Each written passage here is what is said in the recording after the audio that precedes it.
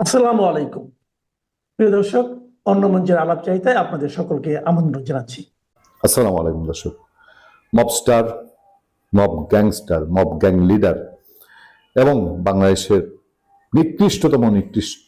নিকৃষ্টতর শাসনের বাদশাহ জনক ডক্টর মোহাম্মদ ইউনূস, তার শেষ খায়েশ পূর্ণ হয়নি। কোথায় পূর্ণ হয়নি আমি আপনাদেরকে বলবো। তার আগে এটুক শুধু আমি আপনাদেরকে বলি, বাংলাদেশে এখন পর্যন্ত রাষ্ট্রপ্রধান যদি বলেন, সরকার প্রধান যদি বলেন, শেখ হাসিনা, বেগম খালেদা জিয়া, হোসেন মোহাম্মদ এরশাদ, জিয়াউর রহমান, বঙ্গবন্ধু শেখ মুজিবুর রহমান, যার কথাই বলেন না কেন আপনি, এই পাঁচজন মিলে তাদের শাসনামলে যদি দুর্নিয়ম, অনিয়ম, ভুল ত্রুটি থেকে থাকে, সবগুলো মিলায় যা হবে ডক্টর ইউনূসের 18-19 মাসে তার চেয়ে কয়েক গুণ বেশি করে গেছে। এরকম ব্যক্তি স্বার্থ হাসিল করা কোন সরকার প্রধান বাংলাদেশের আগে কখনো দেয়নি। সে শুধু এসে তার নিজস্ব সমস্ত ব্যক্তি স্বার্থ হাসিল করে নিয়েছে। এই ইউনূস জাতীয় নির্বাচনের পরে, 12 ফেব্রুয়ারি নির্বাচনের পরে যদি বিএনপি একটা চালে সামান্য ভুল করত, আজকে ইউনূস বিদায় নিত কিনা এটা নিয়ে খুব জোরালো প্রশ্ন আছে। বিএনপি যদি সেই সংবিধান সংস্কার পরিষদে শপথ নিত যেটা জামাত নিয়েছে, তাহলে ইউনূস সুন্দর সুন্দর করে বলতো, এবার সংবিধান সংস্কার পরিষদের শপথ নিয়েছেন, 180 দিন সংবিধান সংস্কার করেন, তারপরে মন্ত্রী পরিষদ গঠন করেন, তার আগে হবে না। এর অসংখ্য ভুরি ভুরি প্রমাণ আছে। ডক্টর ইউনূস যে শেষ মুহূর্ত পর্যন্ত ক্ষমতা ছাড়তে চায়নি, তার উপদেষ্টাদেরকে লেলিয়ে দিয়ে সে নানান ভাবে চেষ্টা করেছে ক্ষমতা ধরে রাখতে এবং এই নির্বাচনটা বানচাল করতে। সেই ইউনূসের শেষ খায়েশ পূর্ণ হলো না, তাকে তার যমুনার বাসভবন ছাড়তে হয়েছে। এই যমুনা সে ছাড়তে চায়নি। সে 20, 30, 50 বছর আরো বেঁচে থাকবে। 86 বছরের বুদ্ধা পুরা এই সিন্দাবাদের ভূত বাংলাদেশের উপরে চেপে ধরা।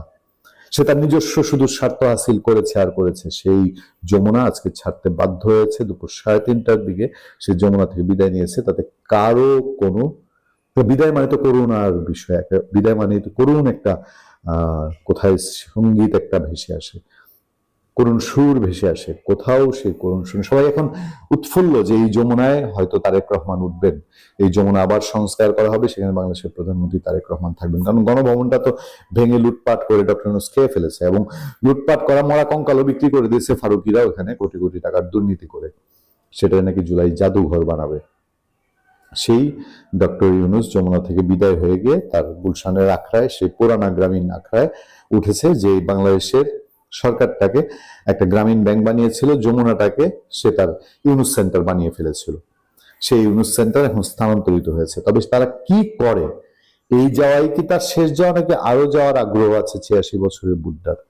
আমাদের সেই নাটক দেখার জন্য অপেক্ষা করতে হবে এবং অপেক্ষা করতে হবে তারেক রহমান কোন ভুল সিদ্ধান্ত, ডক্টর ইউনূস তককেই থাকবেন, তারেক রহমান ভুল করুক, তারেক রহমান ব্যর্থ হোক। কারণ তারেক রহমান এবং বিএনপি ক্ষমতায় আসুক, এটা ডক্টর ইউনূস এবং তার আশেপাশে কেউ ঘৃণা করেও চায় না, এটা বাংলাদেশে প্রমাণিত। আমি আপনাদেরকে একটা শুধু ইঙ্গিত দিয়ে আজকের আলোচনা শেষ করব। আমি আপনাদেরকে ধরিয়ে দিই, আমি সমস্ত কাজ বলবো না, কাল অপেক্ষায় থাকবেন আপনারা এই খবরের জন্য। এই যে ডক্টর ইউনূসের চক্রান্ত, গণভোট এবং জুলাই সনদ, এর মুখে ছাই পড়তে যাচ্ছে।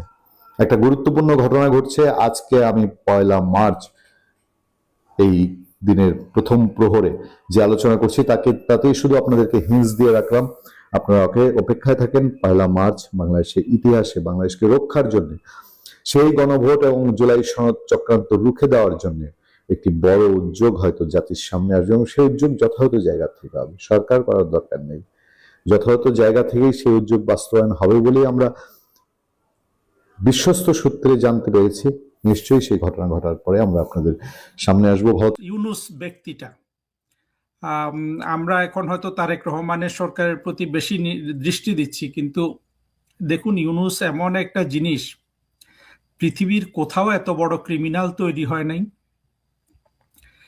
এবং ইউনূসকে আমরা সম্পূর্ণ আন্তর্জাতিক আইন মেনে, সম্পূর্ণ দেশীয় আইন মেনে ইউনূসের চ্যাপ্টারটা যদি আমরা ক্লোজ করি, আমরা শুধু বাংলাদেশে নয়, আমরা সারা পৃথিবীতে আপনার একটা দৃষ্টান্ত স্থাপন করব। যেই দত্ত ইউনুস নামের যেই দৈত্য আপনার 2024 সালের 5 আগস্টের পর আমরা দেখতে পেয়েছি। আচ্ছা বলুন তো, আগে বাংলাদেশের একটা উল্লেখযোগ্য সংখ্যক মানুষ কিন্তু বিশ্বাস করতো না যে ইউনুস সত্যি সত্যি এই এই এই পদ্মা ব্রিজের সময়ে আপনার বিশ্বব্যাংক যে ধরনের মানে অসহযোগিতা করেছে, এই পুরো ষড়যন্ত্র যে ইউনুসের মাধ্যমে করেছে, এটা কিন্তু বাংলাদেশের অনেক মানুষ বিশ্বাস করতো না। ইউনুস যে একটা বদমাশ এটা অনেক মানুষ জানতো। সৌভাগ্যক্রমে এই জানাপন্থীদের মধ্যে আমি একজন, আপনি একজন বা অন্য, কিন্তু শেখ হাসিনা খুব ভালোভাবে জানতেন। কিন্তু আমরা খুব কম সংখ্যক মানুষ এত বড় বদমাশটাকে চিনতাম। এবং তখন যখন শেখ হাসিনা বলেছিলেন যে এই বদমাশের কারণে পদ্মা ব্রিজ থেকে আপনার বিশ্বব্যাংক সরে গেছে, মাফ করবেন, সেটা মানুষ বিশ্বাস করেনি। কিন্তু আপনার এই 2 বছরই ইউনুস দেশটা দখল করে দেশটার উপর যেই ধরনের আপনার নিষ্ঠুরতা চালিয়েছে, প্রতিটা জায়গায় সে যেভাবে নিজের পকেটটা ভরেছে এবং মানুষের দুঃখ কষ্ট এসবের প্রতি তার কোনো ধরনের আবেগ অনুভব নাই। তারপরে যেই নিষ্ঠুরতার সাথে সে আওয়ামী লীগ দমনের চেষ্টা চালিয়েছে, যেই নিষ্ঠুরতার সাথে সে আপনার মুক্তিযুদ্ধের সব চিহ্ন মুছে দেওয়ার চেষ্টা করেছে, যেই নিষ্ঠুরতার সাথে সে জাতির পিতার ভাস্কর্য ধ্বংস করেছে, যেই নিষ্ঠুরতার সাথে সে 32 নম্বর ভেঙেছে, যেই নিষ্ঠুরতার সাথে সে মব করেছে, সন্ত্রাসীদের লেলিয়ে দিয়েছে, এই যে একটা আপনার অরাজক পরিস্থিতি, এটা একবিংশ শতাব্দীতে পৃথিবীর কোথাও হয়নি, আমরা কোথাও দেখিনি। আমরা 90-এর দশকে কিছু নিষ্ঠুরতা দেখেছি, হুতু তুৎসি বিদ্রোহ, এই ধরনের কিছু। একবিংশ শতাব্দীতে কোথাও আমরা কিন্তু এই সাভেজারি দেখিনি, ভবিষ্যতে দেখারও প্রশ্ন আসে না। তার মানে হলো এই একবিংশ শতাব্দীতে সবচেয়ে বড় রাষ্ট্রীয়ভাবে সন্ত্রাস যে চালিয়েছে, মানুষের দুঃখ কষ্ট নিয়ে যে খেলেছে, সবচেয়ে বেশি দুর্নীতি যে করেছে, সে ব্যক্তিটার নাম ইউনুস। এবং সে জাতির পিতাকে অসম্মান করেছে, শেখ হাসিনার মতো মানুষকে অসম্মান করেছে, বাংলাদেশের মুক্তিযুদ্ধের ইতিহাসকে মুছে দিতে চেয়েছে। আপনি যদি সব এই অপরাধগুলোকে অ্যাকুমুলেট করেন, আমাদের এই ইউনুসের এই অপরাধীকে ভুলে গেলে চলবে না, এবং ভুলে গেলে তো চলবেই না, এর যে একটা সঠিক বিহিত দরকার বাংলাদেশের জন্য, এমনকি সারা পৃথিবীর জন্য। কি রকম? এই ইউনুসকে আপনি যথাযথভাবে বাঁধবেন, সাজা দেবেন। সেই সাজা তো তার কত 560টা লাশের কথা একজন নিরপেক্ষ সাংবাদিক বলেছে। সেখানে পুলিশের লাশ নাই, সেখানে ওই যে আপনার জঙ্গি হত্যা চলাকালে জুলাই আগস্টে জঙ্গিরা যে এতগুলো হত্যাকাণ্ড করলো সেই হিসাবও নাই। শুধু আওয়ামী লীগের মানুষকে মেরে ফেলা, সংখ্যালঘুদের মেরে ফেলা, এই 560টা লাশের জন্য তো আপনি কতবার ইউনুসকে আপনি মৃত্যুদণ্ড দেবেন?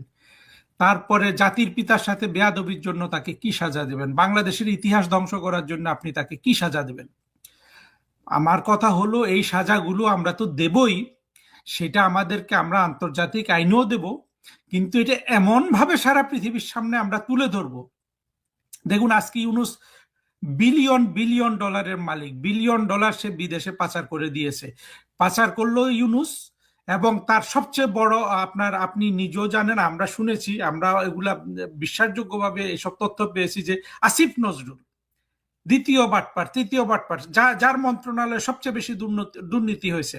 আবার ওই যে বাচ্চা সন্ত্রাসীটা আসিফ সজীব, এদের মন্ত্রণালয়গুলোতে এরা হাজার হাজার কোটি টাকা লুট করেছে, বিদেশে পাচার করেছে ইউনুসের সাথে। তো সব মিলে আমাদেরকে ইউনুসের জন্য যে শাস্তিটা, এইটাই ইউনুস পাবে। ইউনুস যদি এর মধ্যে মরেও যায়, তারপরেও এই শাস্তিটা দিতে হবে। এবং ইউনুস যে সাম্রাজ্য, অর্থনৈতিক আপনার ফাইন্যান্সিয়াল ক্রাইম তার যেগুলো, এগুলো আমাদের ওই পলাশ খুব ভালোভাবে তুলে ধরেছে অনেক কিছু বিভিন্ন টক শোতে এবং ইয়েতে। আমিনুল হক পলাশ, চিনতে পারছেন, আপনার শো করেছে সে। তো এই ইউনুসকে আমাদের কিন্তু সাজা দিতে হবে, এবং সাজা, এবং ইউনুস নামে যে একটা অপরাধী ছিল সারা পৃথিবীকে জানাতে হবে। আজকে ইউনুস, আপনি যে বললেন ওইখানে গিয়ে মিটি মিটি হাসছে, সেই দত্তের হাসি, খুশি হওয়ার কোনো কারণ নাই। ইউনুসের কোনো সাম্রাজ্যের বাংলাদেশে থাকার কোনো সুযোগ নাই। কতদিন থাকবে আমরা সেটা দেখব। এবং এই সবগুলোকে আপনার রাষ্ট্রের মধ্যে একীভূত করতে হবে। এবং ইউনুসের এই অবৈধ অর্থ যেখানে যেখানে গেছে, যা বিদেশে পাচার হয়ে গেছে, যা আমরা আনতে পারবো না সেগুলো বাদ দেন, কিন্তু বাংলাদেশের মধ্যে তার মেয়ের কাছে যেতে পারে, তার স্ত্রীর কাছে যেতে পারে, তার ভাই ভাতিজা। ইউনুস কিন্তু আবার বাংলাদেশের মানুষ শুধু, এমনকি আওয়ামী লীগের লোকজনও শেখ হাসিনাকে নিয়ে পড়ে আছে, শেখ বংশ টংশ। দেখেন, ইউনুস কিন্তু সবচেয়ে বেশি নির্লজ্জভাবে আপনার এই যেটাকে নেপোটিজম বলে, পারিবারিকীকরণ, সেটা করেছে।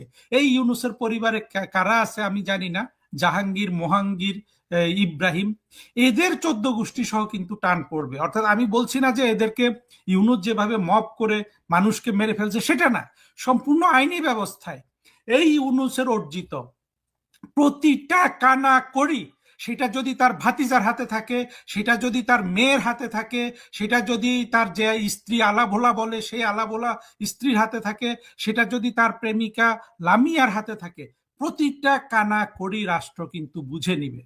এবং ইউনুসের লাশ যেখানেই সমাহিত হোক সেখানকার উপর হাইওয়ে তৈরি করতে হবে। এই লাশকে, প্রথম কথা হইল এই লাশের হাড় গোড় সব তুলে নিয়ে এটা মার্কিন যুক্তরাষ্ট্রে পাঠাতে হবে। দরকার হলে মার্কিন যুক্তরাষ্ট্রের সাথে দ্বিপাক্ষিক চুক্তি করতে হবে যে এই তোমাদের পছন্দের মানুষ তোমাদের জন্য কাজ করেছে, আমরা এইসব মৃতদেহের কোনো আপনার অসম্মান করতে চাই না। ইউনুস তো লাশ পুড়িয়ে দিয়েছে। ইউনুসের আমলে বাড়ি ভাই কত ধরনের আপনার জঘন্য কাজ হয়েছে, কি পরিমাণ নিষ্ঠুরতা।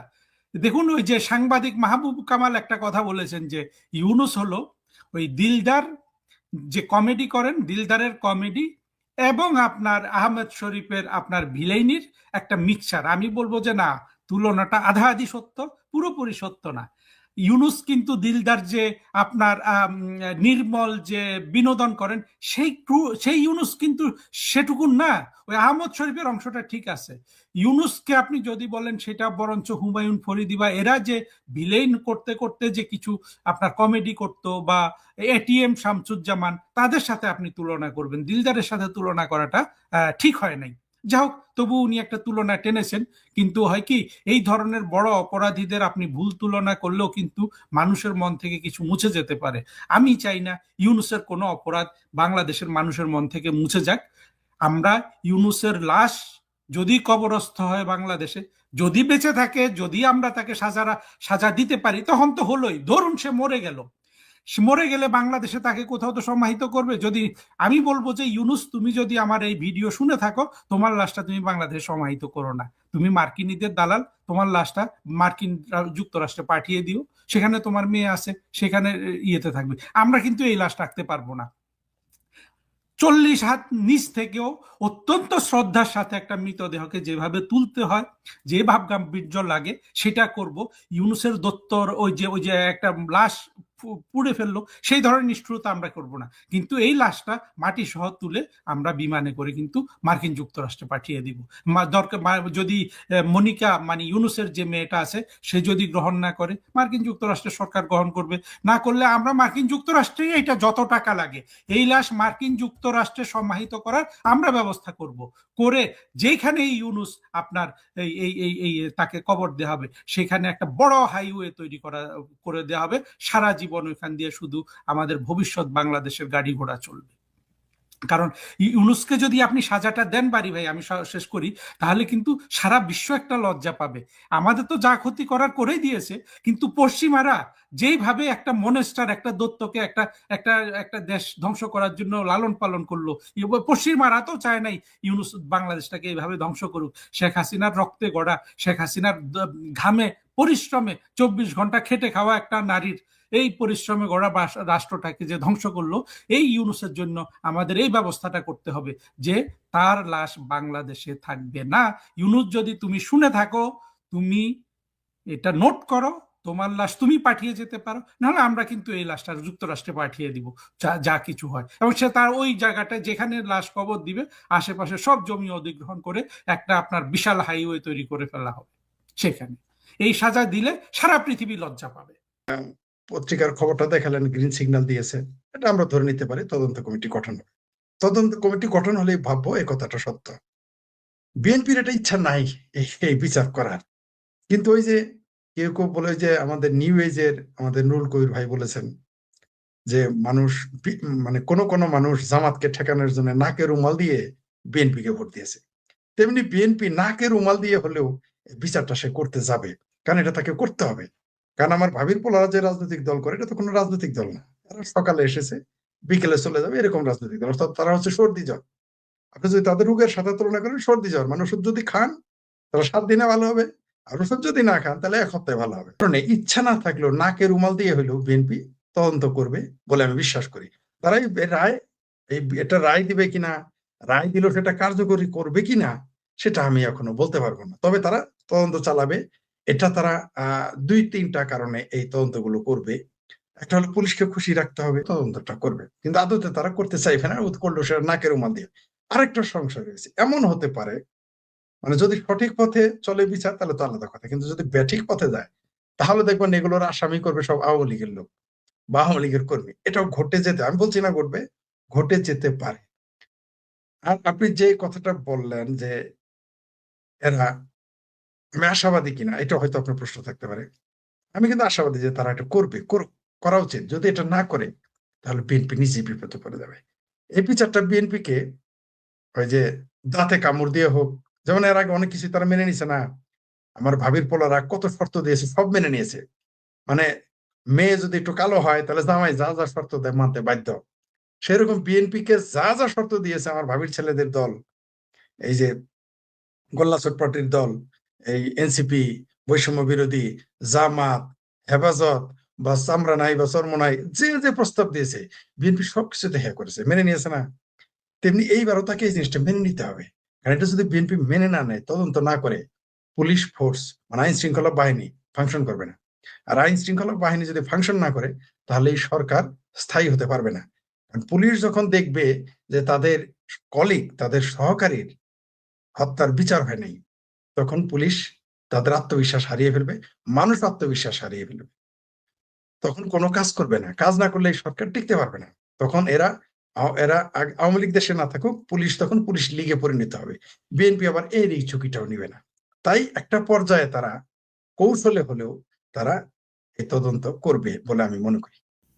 আপনি ঠিকই বলেছেন, পুলিশ 50 জন মরে নাই, এক উত্তরাতে কতজন মরেছে, আমরা লাস্ট কতগুলো দেখলাম ঝুলাই রাখছে।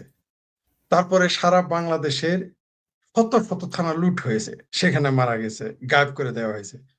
কারো কারো মতে তো মানে আমার কাছে বিদেশি একজন ব্যক্তি বলেছিলেন 1200 পুলিশ মারা গেছে, কেউ বলেছেন 3000 মারা গেছে। আমরা ধরে নিলাম 300, ধরে নিলাম। একটা দেশের 300 পুলিশে যদি গায়েব করে দিয়ে থাকেন বা কেউ দিয়ে থাকে, এই বিষয়টা তো সহজ বিষয় না।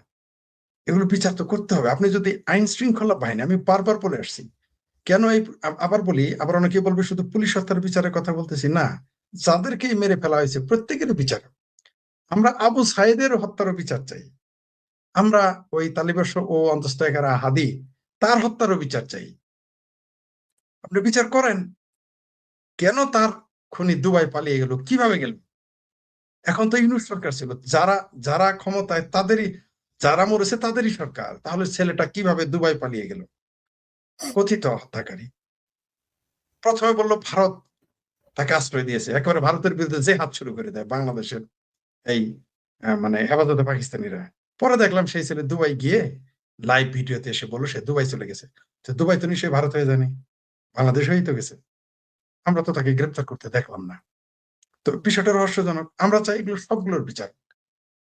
আমাদের কিন্তু যে কোনো মৃত্যুরই আমরা বিচার চাই, এমনকি সেটা 5ই আগস্টের আগের মৃত্যু, তারও বিচার চাই। কেন চাইবো না?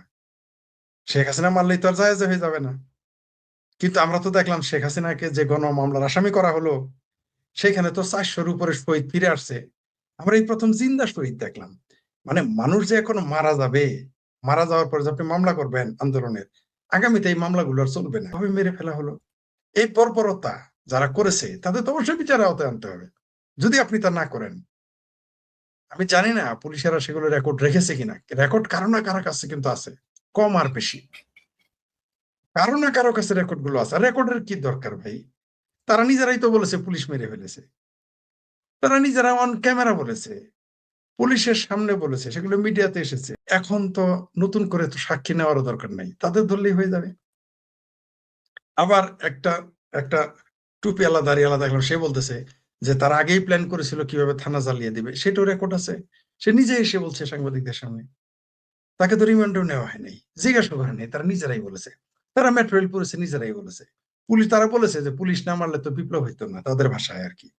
আমার ভাষায় তো এটা বিপ্লব না, সর্বোচ্চ এটা আপনি আন্দোলন বলতে পারেন। আমার ভাষায় তো এটা জুলাই সন্ত্রাসী আন্দোলন, সর্বোচ্চ তারা সন্ত্রাসীবাদ আন্দোলন বলতে পারে। কিন্তু আমরা ফলাফল কি দেখলাম?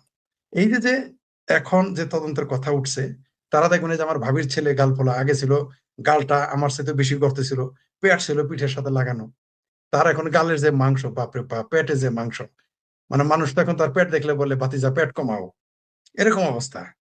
এই যে তাদের যে চর্বিটা হয়েছে, এরা এখন ভয় পায় কেন? আচ্ছা, পুলিশে হত্যার তদন্ত হলে এরা তো ভয় পাবে কেন? অলরেডি তারা দায়ী করতেছে, তারেক রহমান নাকি দায়ী। তারপর আমার এই ভাবির ছেলে শেষে বলছে এটা মীমাংসিত বিষয়, সে নাকি এবার এমপি হয়েছে।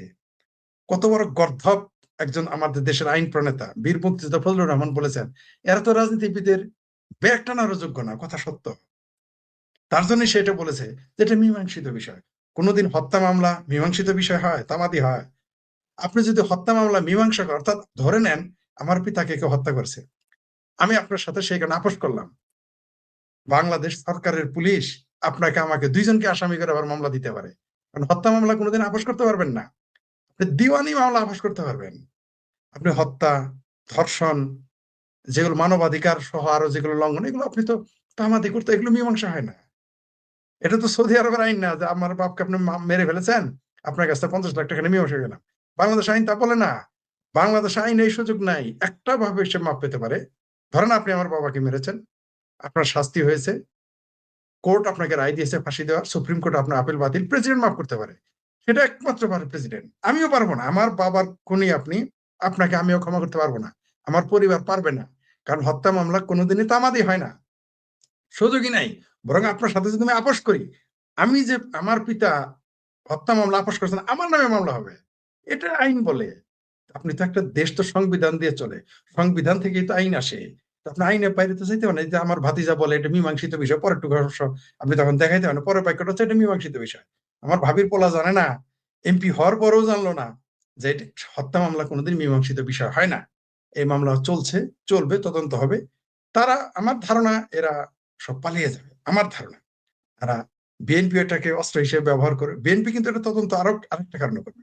অর্থাৎ এরা যেমন লাভ দিতেছে না, বিএনপির বিরুদ্ধে লাফালাফি করতেছে, বিএনপিও তাদেরকে দমিয়ে রাখার জন্য এই পুলিশি তদন্তটাকে একেবারে অস্ত্র হিসেবে ব্যবহার করবে। ঠিক যেমন আওয়ামী লীগকে মূলা দেখাবে, তোমাদের তো আমি নিষিদ্ধতা তুলে নিব, তোমরা মামলা করো, বা আমরাই তুলে নিচ্ছি, এইভাবে আওয়ামী লীগের সাথে তারা ইঁদুর পেরাল খেলবে। পাশা আবার আওয়ামী লীগকে মাইরও দিবে, একবার অফিস 2টা খুলবে তো 5টা ভাঙবে, 5টা খুলবে তো 10টাতে ভাঙবে, 5জনকে জামিন দেবে তো 10জনকে আবার ঢোকাবে, অথবা জামিন দিলেও আবার সেন অ্যারেস্ট দেখে ঢুকিয়ে দেবে। এরকম ভাবে বিএনপি আওয়ামী লীগের সাথে খেলতে থাকবে। পাশাপাশি আমার এই ভাবির ছেলেদের, যেহেতু তারা একই জোটে ছিল, মিলকে জুলকে ছিল, একই ঘরের, তারা একই খাবার খেয়েছে, তারা 91 পরিবারের সদস্য, এখন ভিন্ন হয়ে গেছে। তো এদেরকে একটু আস্তে আস্তে ধরবে। কারণ মামাতো ভাইরে জমি দিবে না, প্রথমে তার ডাইরেক্ট না করবে না। খালাতো ভাইরে ওয়ারিশ দিবে না, প্রথমে তার না করবে না। আস্তে আস্তে ঘর থেকে গেটি ধরে বের করে দিবে, জমি থেকে এদের আস্তে আস্তে বের করে দিবে। এটা তো পুলিশি হত্যার তদন্ত এটাকে ব্যবহার করবে। পুলিশ তো বসে থাকবে না, পুলিশও কাজ করে যাবে। জি, ধন্যবাদ। আওয়ামী লীগকে নিয়ে এনসিপি, জামাতে ইসলামী ভেবেও করবে, এটা স্বাভাবিক। বিএনপি কিভাবে ডিল করবে, বিএনপির ডিলিং এর কৌশলটা কি হবে, একেবারে ওপেন খাঁচা ছেড়ে দিবে না খাঁচা খুলে, আবার কিভাবে নিজেদের কাঁধে অন্তর্বর্তীকালীন সরকারের মতো দোষ আনবে না, এরকম নানা আলাপ সালাপ আছে। এবং এইসব আলাপের মধ্যে দিয়ে একটা জিনিস পরিষ্কার যে আওয়ামী লীগ খুব সহজেই, যে হঠাৎ করেই একেবারে ঢোল বাজিয়ে ঈদের দিনের মতন আওয়ামী লীগের নিষেধাজ্ঞা তুলে নেওয়া হয়েছে আর হৈ হৈ করে আওয়ামী লীগ মিছিল নিয়ে নেমে পড়ছে, ব্যাপারটা এরকম হবে না। এমনি একইভাবে আওয়ামী লীগ সভাপতি শেখ হাসিনা, তিনিও খুব স্বাচ্ছন্দ্যে খুব অদূর ভবিষ্যতে বাংলাদেশে ফিরবেন, এরকম সম্ভাবনার দিকটাও খুব কম মনে করা হয়। কিন্তু যেই কারণ পরিবর্তনের কথা বলছি সেইটা হচ্ছে বাংলাদেশের মিডিয়া। বাংলাদেশের মিডিয়ার মধ্যে প্রথম নামটা যদি বাংলা পত্রিকায় আসে, সেটা হলো আলোচনা, সমালোচনা, তর্ক বিতর্ক যাই থাকুক, সেটা হলো প্রথম আলো।